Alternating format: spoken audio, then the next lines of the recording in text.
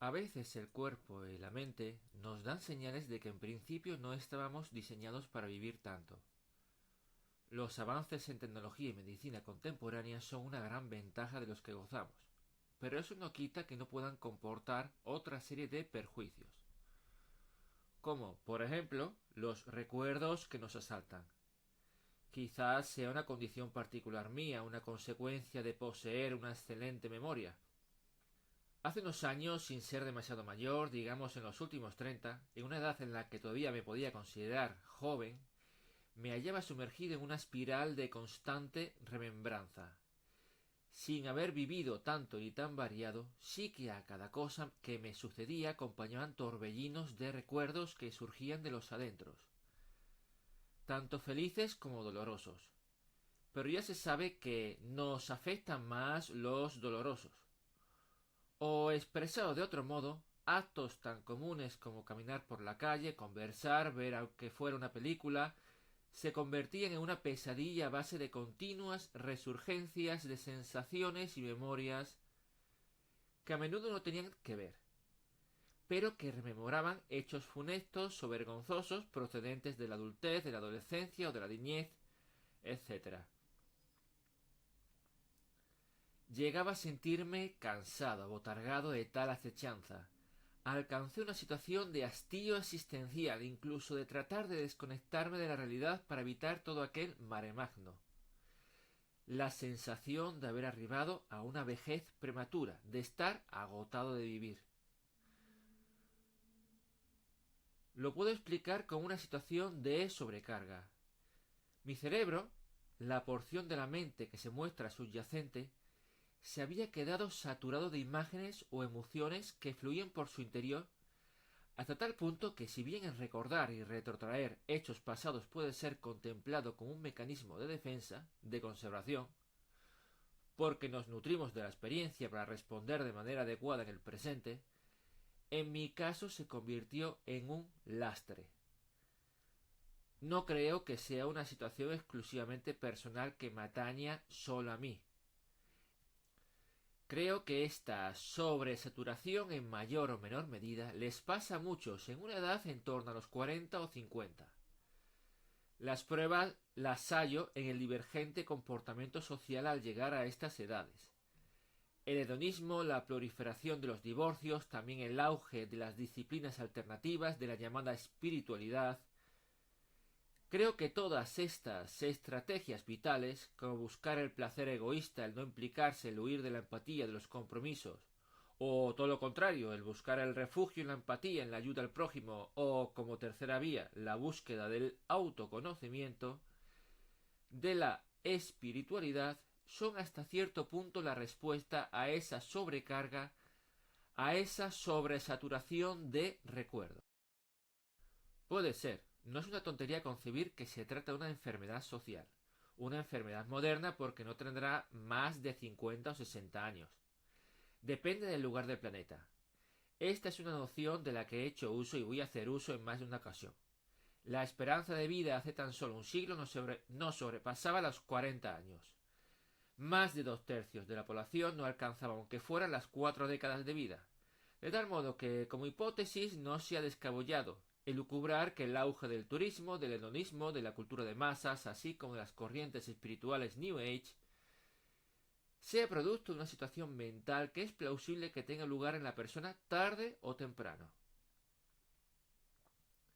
El hastío por un pasado que no deja de retrotraerse en forma de imágenes nos lleva a buscar soluciones en forma o bien de nuevas experiencias que atenúen la afección del pasado, o bien del socorrido autoconocimiento.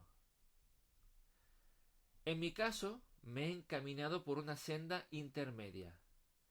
Perdonarme a mí mismo, aceptar al otro en mi interior, aquello que me da miedo, tedio o malestar. Tratar de controlar ese flujo de pensamientos que me aborda. Mentalizarme que una cosa es recordar y otra sabotearme. Aprender filosofía, estoicismo, epicureísmo. Aprender a vaciarme mediante la meditación. Por lo menos a reducir el maremagno de emociones, que no se mezclen, que no saturen y se desborden.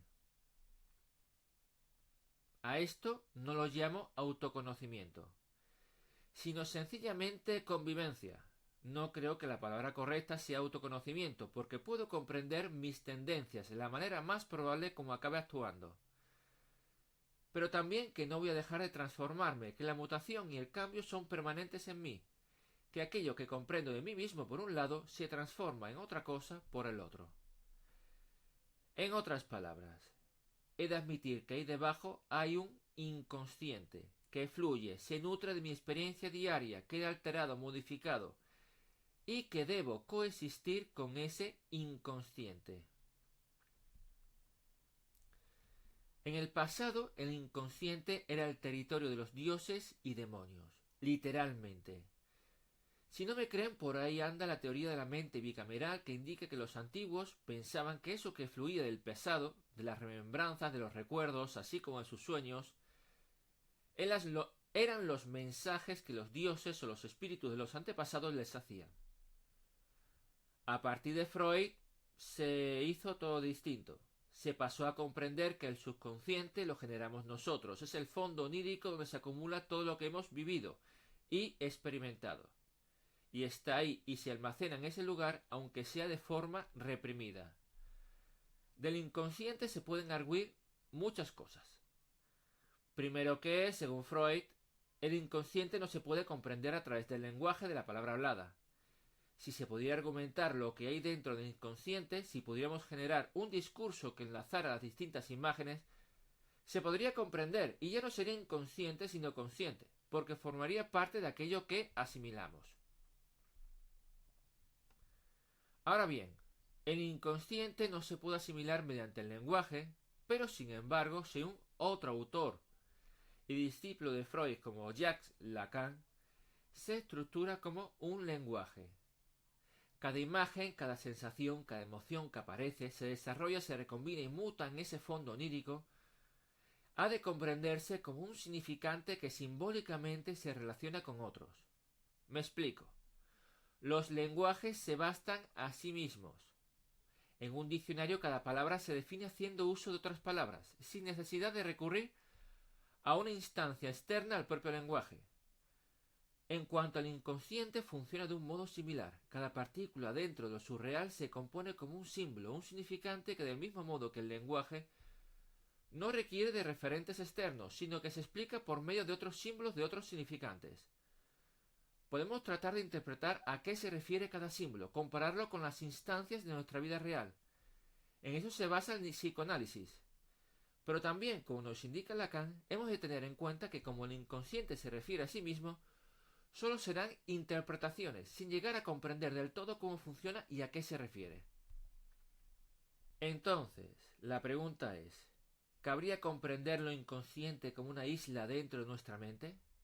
Si presenta una realidad alternativa, suficiente en sí misma, que se estructura según su propia lógica, de simbolismo y significación, eso es lo que parece. Ahora cabría reflexionar sobre una frase de Jung, de Carl Gustav Jung. Hasta que lo inconsciente se haga consciente, el subconsciente seguirá dirigiendo tu vida, y tú lo llamarás destino. La frase de Jung introduce una nueva incógnita, una nueva condición. La labor del psicoanálisis sería indagar en el subconsciente con el fin de poder estructurar lo que existe ahí dentro de tal modo que se pueda comprender mediante un discurso. Esto conecta con muchas corrientes dentro de la espiritualidad. El inconsciente no es solo el torbellino que se nutre con nuestras experiencias, sino que está conectado con el universo. De tal modo que si controlamos el inconsciente, lo hacemos consciente, podemos manejar conscientemente las componentes de nuestra realidad. En otras palabras, se desemboca en la moderna concepción de magia y prácticamente de hechicería. Frente a esto, hay que decir que ni freudianos ni lacanianos tienen en muy buena estima a Carl Jung. Lo inconsciente no admite estructura, o esta estructura presenta una lógica propia contrapuesta a cómo funciona el mundo real. Punto y pelota. La cuestión sería ahora desde qué vertiente trabajamos, junguianos o lacanianos. Habrá que seguir elucubrando. De momento decir que son solo especulaciones.